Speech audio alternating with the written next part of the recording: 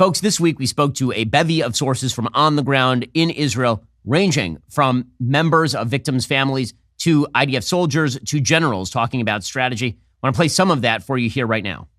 We're joined on the line by Nimrod, a combat officer in the reserves. He acted on October 7th. That was the second he heard cries of destruction from surrounding areas in the area around Gaza. He drove down to Gaza with just a pistol and ended up taking part in combat against Hamas terrorists. They fought off 30 terrorists from entering Kibbutz Alumim. Nimrod, thanks so much for your heroism, and let's talk about your story. So what actually happened? Take us through the timeline on October 7th. Basically, I wake up early in the morning to a beautiful holiday day in Israel, starting to get WhatsApp, what's happening in the south. I didn't have any clear picture, but the feeling was really, really bad. And actually, I didn't know if I need to be now a concerned father, a combat advocate of Israel, this is what I do professionally, or a special forces officer in the IDF. And I immediately drove south. I decided I need to go ahead, having only my pistol, hearing what's happening in the south. And as you made your way south, apparently you came across the body of a fellow IDF soldier, and that body had a gun on it. You picked that up to rearm yourself, and you joined some special forces on the front lines. What happened as you headed south? So we had a few checkpoints of the IDF. I managed to cross either one of them. The further I go down south, I realize the situation is really bad. And as you said, I encountered a dead soldier. I took his weapon. And from that moment, I said to myself, this is fair now. Now we can start. In my point of view, I joined in a special forces unit there on the ground. And then we started to move away and to kill terrorists in order to get to the kibbutzim. We had face-to-face combat. We had grenades throwing out at us, fighting from 10 meters, 15 meters, really tough combat. We lost a guy over there, one of our soldiers. We had few injured, but ultimately we were managed to tackle a platoon of 30 Hamas terrorists that were going to go into Kibbutz Alumim and to do whatever they did in Be'eri. We actually found their objective documents. And in the objective documents, we didn't find only the route, but exactly what to do. Take as many lives as you can. So one of the things that is amazing about this is obviously the delay in people getting this. So what time did you actually arrive at Kibbutz Alumim to engage the terrorists? I think it was around 11, but before that, we had encounters on the road because there were terrorists holding all the roads away. I can tell you that we did everything in our power, both civilians and reserves and the army, in order to get to this kibbutzim. I've seen with my own eyes a lot of heroism, people giving their life in order to reach out to these kibbutzim and communities. So you've seen the social media warfare that's going on, the real, true disinformation that's being put out by Hamas. First, they put out videos showing a lot of the atrocities, and then they deny that those atrocities ever took place, many of them suggesting that babies were not burned, that people civilians were not targeted, that there was no attempt to actually kill children. What did you see when you got there? Ben, that was a massacre, okay? I grew up watching this young boy of the Holocaust raising his hands, and you have the German Nazi soldier holding a rifle. And when we grew up, we said to ourselves, we will never let something like that happen again. And what we have witnessed over there, both on the roads and inside the communities, is an actual Holocaust. For a moment there, few hours, the IDF couldn't reach in. And we witnessed what's happening to the Jewish people without an army, okay? What they are doing to us, they didn't just kill us. They slaughtered, they massacred, they dismembered bodies, they tortured parents in front of their kids, and vice versa, kids in front of their parents. I've seen with my own eyes dead bodies in dozens on the road, hanged, naked, burned. At some point, I didn't know if I need to go and try to see if there is someone alive or to continue fighting with the terrorists. It was that bad. So obviously, you've now been called up like pretty much everybody else in Israel.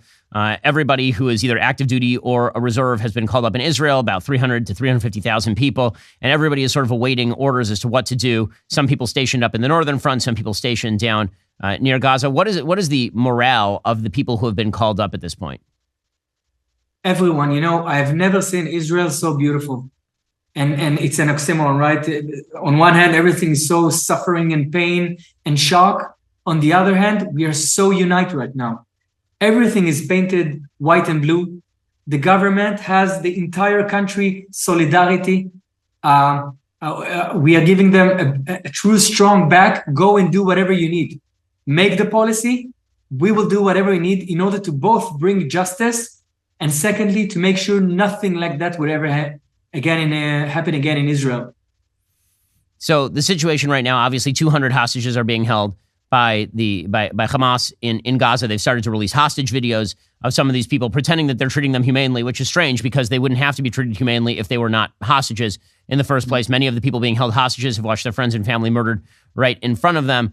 Hamas is being pressured by many in the international community to give up the hostages. The reality is that seems somewhat unlikely given the fact that Israel, it does not seem, is going to trade Hamas's survival for the hostages at this point. Hamas has to go. That seems to be the widespread sentiment, both in the United States and Israel as well. That this is not going to be another incursion by Israel. This is not going to be leaving Hamas in charge. This is not going to be a killing a few of Hamas's top leader. There needs to be a change in leadership wholesale in the Gaza Strip. I agree. You cannot rationalize with Hamas, okay?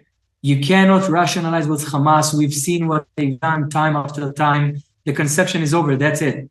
We now, from one side to another in Israel, we know exactly who we are dealing with and how we need to deal with this kind of people. Unfortunately, you're right. We have 200 of our beloved people inside Gaza, treating the most inhumane conditions, kidnapped from their parents, from their loved ones, babies, after their parents got murdered and butchered, are now in Gaza. Who is changing their diapers? Who is feeding them? Who is treating them at night when they are crying? So let's talk for a second about the IDF and the precautions that it takes in times of war. So the international media have immediately leapt to the sort of moral equivalence they always leap to, always suggesting that somehow there's an equivalence between Hamas terrorists murdering babies in their beds and Israeli soldiers who are attempting to shoot terrorists who are hiding behind children, for example. Can you explain the sort of precautions that are taken by the IDF in order to minimize civilian casualties, even civilians who are being used as human shields by terrorists? Yeah, so first of all, there is no proportion, okay? I mean, what do you expect us to do? To go inside in Gaza and kill the same number of people and slaughter innocent people? We won't do it. And I'm a soldier, I'm an officer for more than 20 years, a combat soldier. Throughout my entire career as a combat soldier, I risked my life so many times in order not to harm innocent people in Gaza. This is unbelievable. We are starting by spreading brochures that are saying, Haram al-awlad. In Arabic, it means mercy for you kids. Go away. We are going to attack in this and this time exactly. Don't be there, please. Mercy. That's how much we are merciful. How much we are, our best minds in Israel, in the optic divisions, in the missile divisions, planning missiles that are so accurate, you can take down only one floor out of a building in order not to harm other people. That's how we go further down in order to save innocent life. But, there is a situation now where eventually I tell people that I meet, it's not too complicated. Only two sides. You need to choose where side you are on. One is a side that's asking for Western civilization, for freedom, from dignity, for optimism, for life. And the other one asks for destruction and death. You need to choose. And people, by the way, feel, okay, this is Israel problem. Now it's here. Few years from now, it will be in a different place.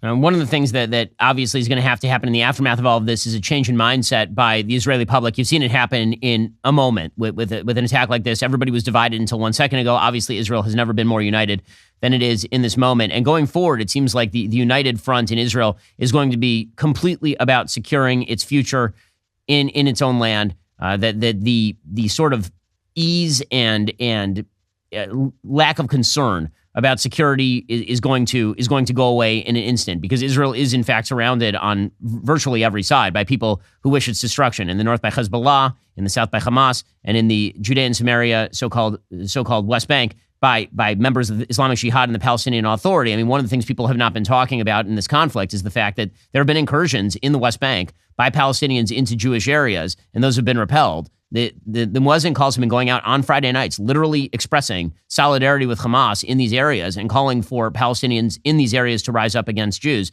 Now, this is going to be an intractable conflict, and it's going to require a complete mind shift for the Israeli public that it hasn't really had since the Oslo Accords. You're completely right. And this is a spot-on analysis. We are hearing in the mosque all around Judea and Samaria, we are hearing the riots, the call for riots, the call for unite with Hamas to go up and kill Jews in the cities on the Judea and Samaria. We are hearing that. We understand something big is coming. And you are also right. We are unite. We understand that in order to win this war, we need to be with our a sense of justice, and on one hand, be very, very strong, and on the other hand, be smart when we go to strike either Gaza or other places. Well, again, we really appreciate your time here, and please stay safe out there. Hatzalah Rabbah in taking out as many terrorists as humanly possible. And once again, thanks so much for your heroism in helping to save people in the line of fire. That is Nimrod. He's a combat officer in the IDF reserves. Joining me on the line is Eli Beer. He was born in Israel, where he witnessed his first terror attack at the age of 7. This spurred him to become a medical volunteer medic. He's been involved in emergency medical first response in Israel since 1988. He is founder and president of United Hatzalah, one of the most important organizations in the state of Israel. They provide emergency response all over the country, incredibly sophisticated operation, thousands of volunteers. And he has also now had to go and respond to the massacre that happened in southern Israel in the Gaza envelope. Eli, thanks so much for joining the show. I appreciate it. Thank you for having me. So, Eli, let's talk about what you actually witnessed. What happened to United Hatzalah in the moments and hours of October 7th? Obviously, you have lots of volunteers who are on the ground trying to help. You experienced enormous number of deaths, wounds to your volunteers. Plus, you had to then go and review what actually happened in the Gaza envelope. What did you see? Well, the first thing we got is hundreds of people calling United Hatzalah, hundreds from all over the south of Israel. Missile attacks on people's homes. People started hearing shootings. Then we started getting people saying terrorists are outside of our homes. We didn't have these kind of calls in the last few years. Terrorists are outside our homes. So the first call that came in, okay, that could be one terrorist. Then we started getting from other places, from Be'eri, from Kfar Aza. These are peaceful areas, beautiful, peaceful areas. Terrorists are outside of our home, trying to get into our home. And we started hearing gunshots. People calling United Hatzalah, and we hear gunshots in the background. One of our volunteers from Shapiro calls us. He's under fire. He was injured. They shot him in his face while he was driving an ambulance cycle to save people's lives. He thought it was just maybe a gunshot of someone. When we got the call in Shapiro, we sent him out to that call. We didn't know it was a war going on, a massacre going on. We sent him out to a little shooting. When he got there, he saw 20 terrorists with machine guns aiming on him. He's a rabbi. He's driving an ambulance cycle to save lives on Shabbat, to save lives. And all of a sudden, he's finding himself in front of terrorists. He fell off the ambulance cycle after he had 3 bullets in him, trying to save a soldier next to him, a policeman that was next to him, couldn't save him. The person died in his hands. He thought he's dying. Another volunteer arrives. And when he arrives, that was when we realized it's a war. It's not even a terrorist attack anymore. We're talking about a real war. We called the army. Unfortunately, the army stations that we were calling were not answering the phones. Only afterwards we realized they were all brutally murdered. This was a well-planned attack on Israel. Unfortunately, we were deep involved with it. So, Eli, you then were taken to review. You actually went down to review the scenes of this terrorist massacre, the worst massacre against Jews since the Holocaust. And the media have done an obviously horrific job of covering this conflict, as they usually do. In the online space, you've seen people denying full scale the atrocities that happened in full Holocaust denial fashion. So what did you personally see when you went down to the Gaza envelope? First of all, I'll tell you, my family are all United Hatzalah volunteers. My wife, Gitti, is a paramedic. My son, my son's actually in the special forces. He's actually a medic there. my whole family. So everyone was giving me reports back of what they saw. My wife, Gitti, saw a young man, a young boy. He was running away from that party. They had an overnight party. And the terrorists caught him, and they shot him like 25 times on his body. They tried making sure that no one even recognizes him. And they laid him down, and they lit the car on fire. Gitti, my wife, she got there 5 minutes after treating other victims, and the terrorists were not there anymore. She ran into the burning fire to save this body that at least the Jews should not burn. So we actually saw we saw it first eye, and we witnessed it. My wife, my kids, all the volunteers were there. We went into a home in Kfar Aza. The parents called us early in the morning, 6:30 in the morning, crying to come save them. There were 2 hours in the shelter trying to hide the two little babies, that twin babies. They just got married 2 years ago. Beautiful couple, peaceful couple. And 2 years ago, they got married, that beautiful twins. They're calling for help because they're hiding in the shelter. Then the mother realized the babies are starving. So she said, okay, the terrorists are not outside of the door. She checked to see no noise. She went out to bring a bottle to feed the babies, the two babies. When she went out, the terrorists jumped at her, brutally raped her. And the husband ran out of the room to save her. They shot him and killed him in front of our eyes. Then they killed her after they raped her a couple of times. And they left. And the two babies were left there. We didn't know about the babies. The mother was crying. We thought the babies were dead too. And then 16 hours later, when the special forces, the Imam services came into the village after they cleaned out the Kfar Aza area where 60% of the people were massacred. They were some of them were burned. Little babies with chopped off heads. We saw the whole thing. The Imam came in, our volunteers came in with them. So they were looking in that home to find anyone that survived. They went in with the guns to see if any terrorists are there. They hear a baby crying. These two babies were laying there for 16 hours crying, only 6 months old. And our volunteers, when they were holding these babies, they felt like they were partisans in 1943. That's how we felt, all of us. Like we're partisans running in to save Jews that Nazis are murdering in the gas chambers. And we took these little babies, we were feeding them. The little baby was so hungry, so thirsty, so weak. We took them to the hospital, then found out the whole family were murdered. These little babies, their grandparents are Holocaust survivors. They don't live there. Their grandparents are Holocaust survivors. Their little grandchildren were murdered. Their children were murdered. And these two little grandchildren, the two little grandchildren were only 6 months, in my opinion, are Holocaust survivors themselves.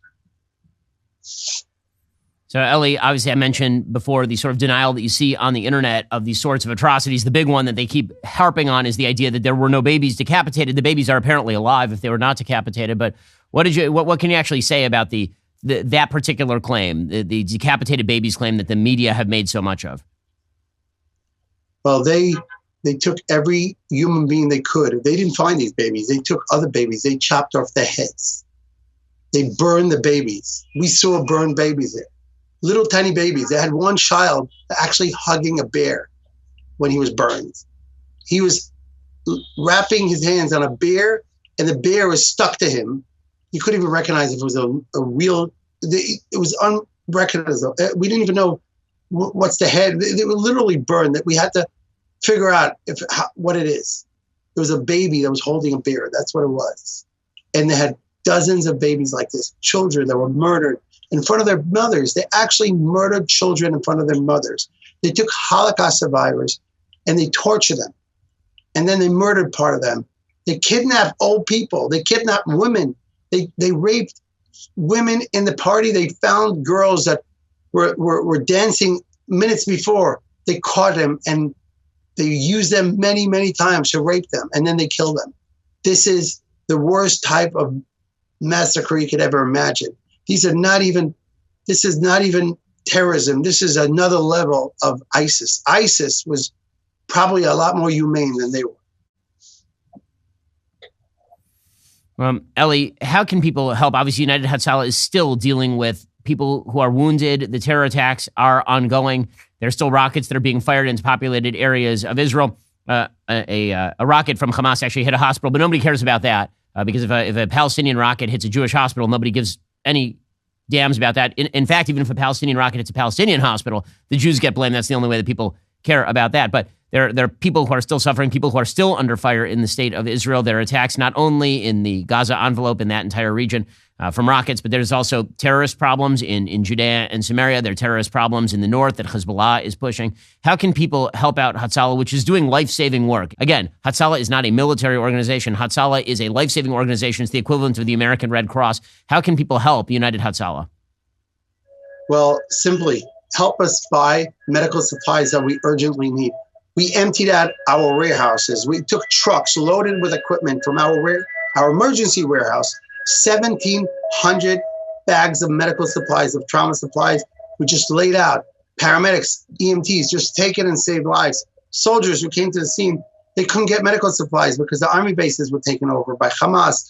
They took supplies. So now we have to reload our equipment. We need to prepare for a war that will maybe take a few months. So simply just go on our website, israelrescue.org.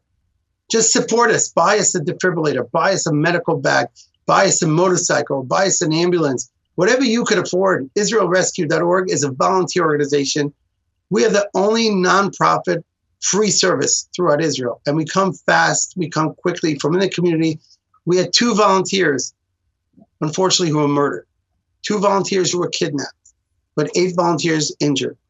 We need help to supply our other volunteers who are still working right now, saving lives all over Israel, south of Israel, north of Israel. We're building field hospitals. We need the support of everyone who loves Israel. Well, it is a very amazing cause. United Hatzalah doing amazing work. Eli, I'm sorry, obviously, for everything that's going on. Hatzlacha, and stay safe. Thank you so much, Ben. We'll get to more of this, but first, I want to talk to you about Daily Wire's most trusted privacy partner and premier sponsor of this show, ExpressVPN. You've heard me talk about how important it is to have a VPN to protect your online privacy, but choosing a VPN you trust is equally as important. I only recommend brands to my listeners I actually believe in. I can say with full confidence ExpressVPN is the best VPN on the market. ExpressVPN doesn't log your online activity. Lots of cheaper free VPNs make money by selling your data to advertisers. ExpressVPN does not do that. They even developed a technology that makes their VPN servers incapable of storing any data at all. ExpressVPN now uses Lightway, a new VPN protocol they engineered to make user speeds faster than ever. I've tried a lot of VPNs in the past. They sometimes can slow your connection, but ExpressVPN is always blazing fast and lets me stream videos in HD quality with no buffering. ExpressVPN is also super simple to use. You don't need any technical skills to get it set up. Just fire up the app, tap one button to connect. That's it. Even your grandparents could do it. To actually stop people from monitoring your online activity, you need to do what I do. Use ExpressVPN. Use my link, expressvpn.com/BenYT. Get 3 extra months for free. That's expressvpn.com/BenYT. expressvpn.com/BenYT. Joining us on the line is IDF Major General Retired Yaakov Amidror. He was formerly the National Security Advisor to the Prime Minister of Israel, as well as the head of the National Security Council from 2011 to 2013. General, thanks so much for joining the show. Really appreciate it. Thank you for inviting me.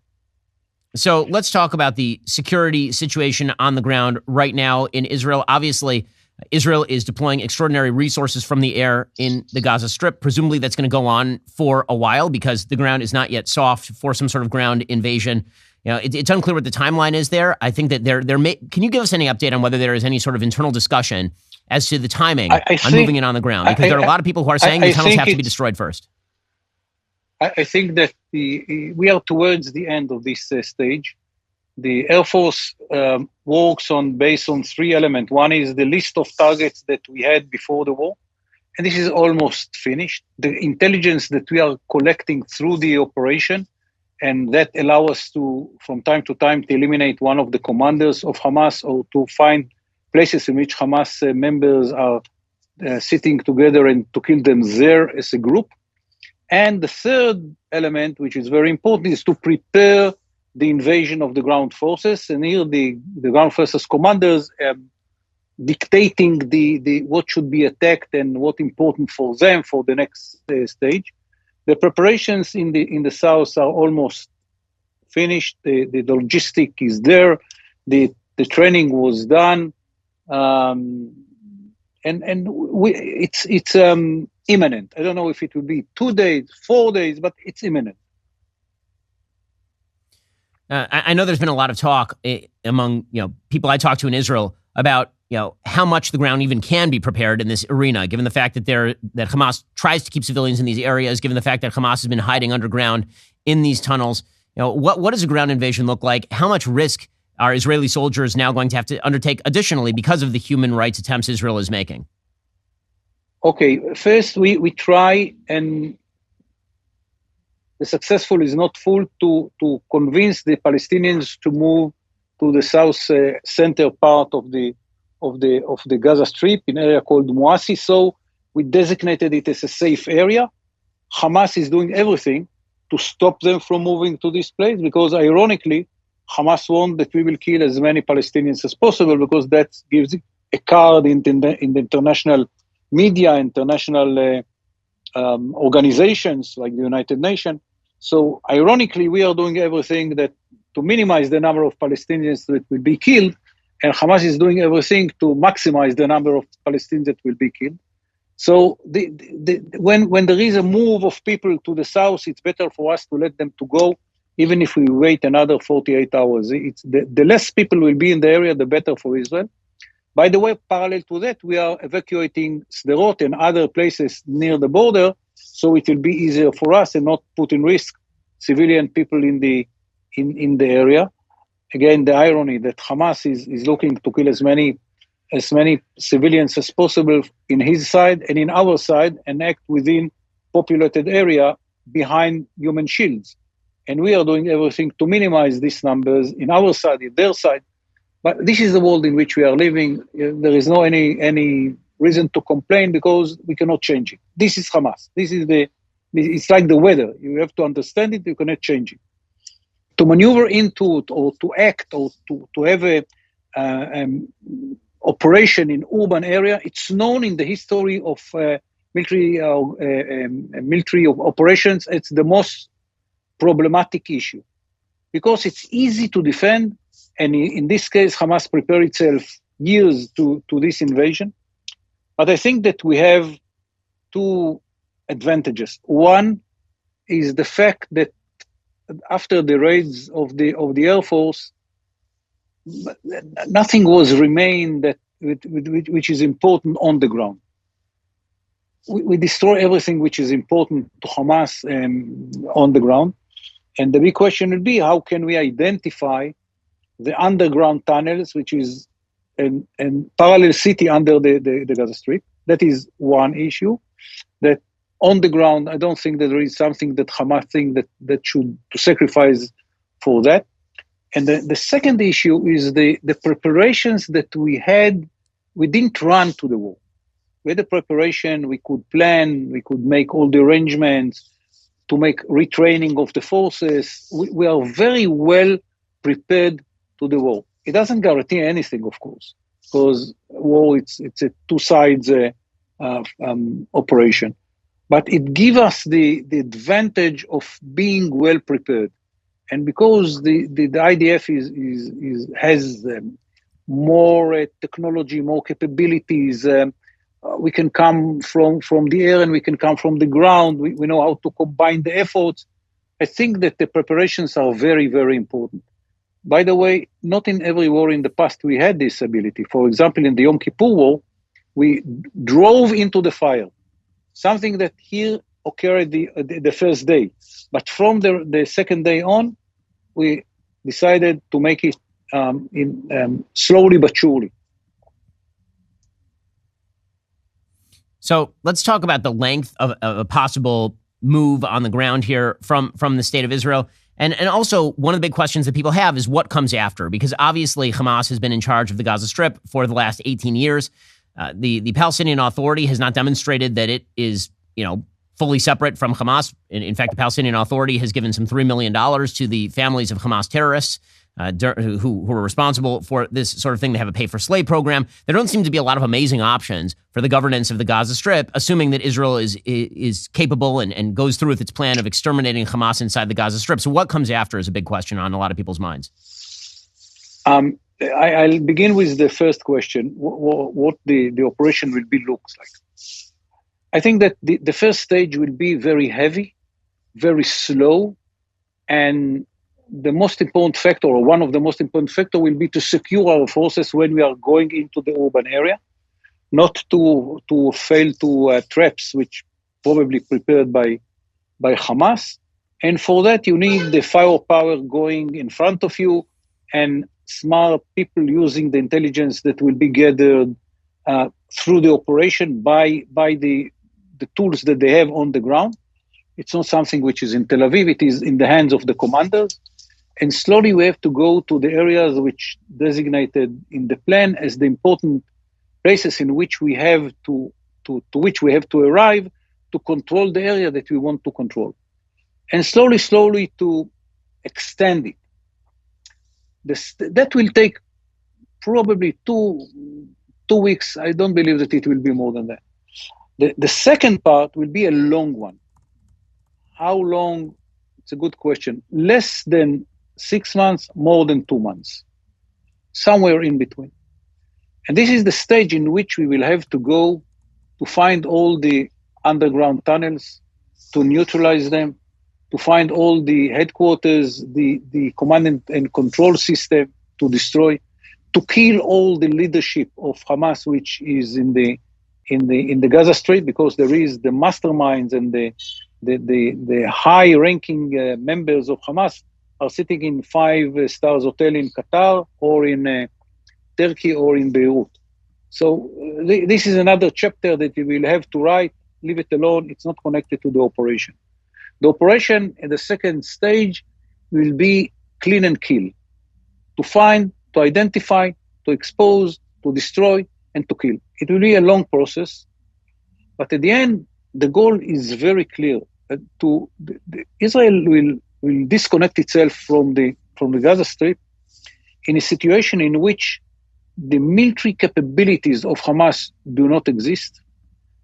Hamas as an organization lost its ability to control all its parts, and we are keeping the freedom to act in the Gaza Strip whenever we have information about something. Something that means that the first tent that will be built by someone that we have the intelligence that might be a threat in the future, we will destroy it either from the air or from the raids from the ground. Something that we should keep in the world should understand that from now on, Israel does not have any obligation to the civilian side of the life in the Gaza Strip, not for food, not for water, not for electricity, nothing. But at the same time, Israel will attack any attempt inside the Gaza Strip that we find might be a problem in the future, because we understood the mistake that we did, and I was part of this mistake. We allowed the beast to grow.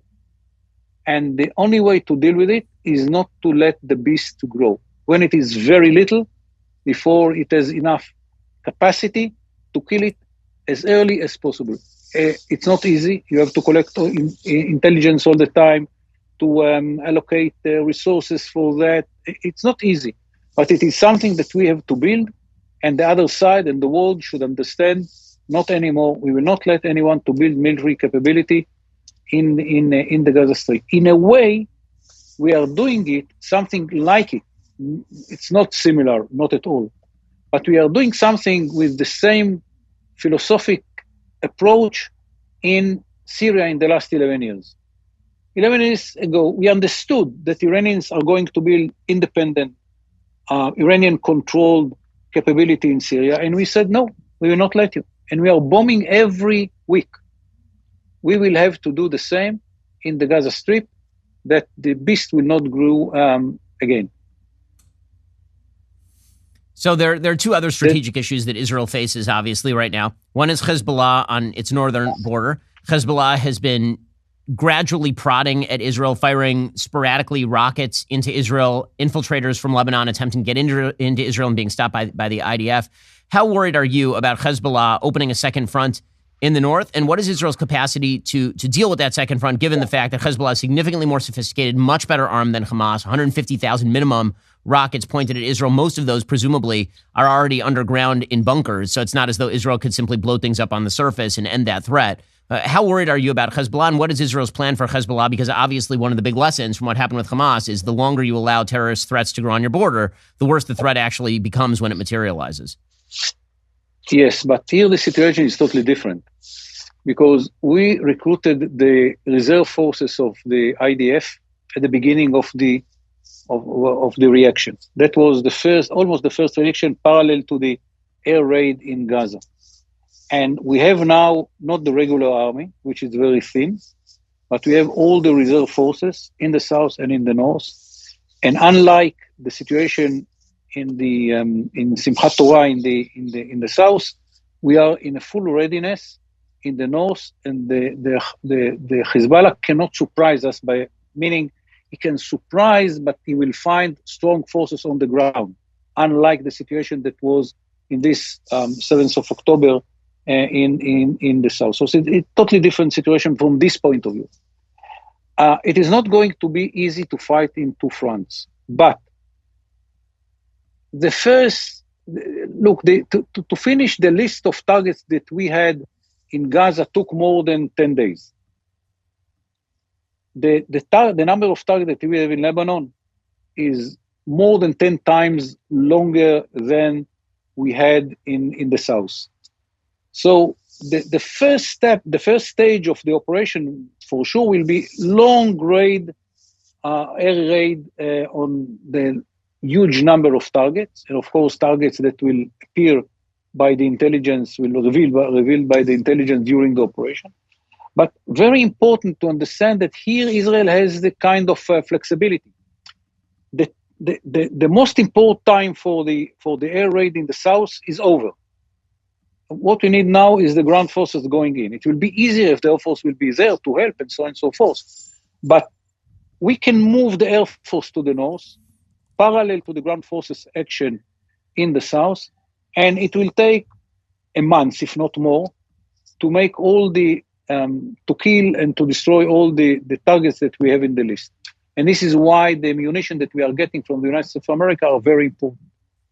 Because of the number we have, but for the numbers that we need parallel to our Gaza in Lebanon, it's a huge number that we don't have enough. Will never be probably, because of the length of the number of the list of the targets. We will never have enough munition to kill all of them. It's such a long list. But if Hezbollah makes the mistake, I think it's against its own interest, but no one has to believe that I know what I'm saying, because at the end of the day, it's one man decision. It's Nasrallah. He will take advice from the Iranians, but it will be his decision. And we should be ready. Doesn't matter what my assessment is. Anyhow, we have the flexibility to move the Air Force from the south to the north for a long time to continue the ground force attack on the south.